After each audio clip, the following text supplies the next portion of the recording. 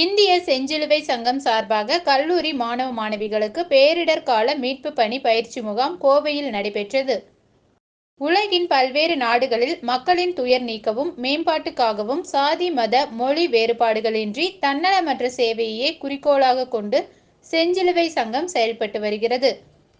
இந்திய செஞ்சிலுவை சங்கத்தின் கோவை மாவட்டம் சார்பாக கடந்த 2011ஆம் ஆண்டு முதல் இளையோர் செஞ்சிலுவை சங்கம் வாயிலாக கல்லூரி மாணவ மாணவிகளுக்கான பேரிடர் கால மீட்பு, அவசர கால முதலுதவி போன்ற பயிற்சிகள் வழங்கப்படுகிறது.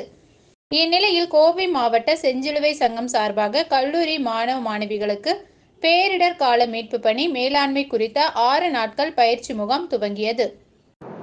இன்னைக்கு இந்தியன் ரெட் கிராஸ் சொசைட்டி அப்படிங்கிறது இந்த district disaster response team DDRT அப்படிங்கிறத formation, not only the formation, அதுக்கப்புறம் அவங்களுக்கு ஒரு ட்ரைனிங்கும் இன்னைக்கு கொடுக்கறதுக்காக இங்க நம்ம எல்லாரும் கூடி இருக்கோம்.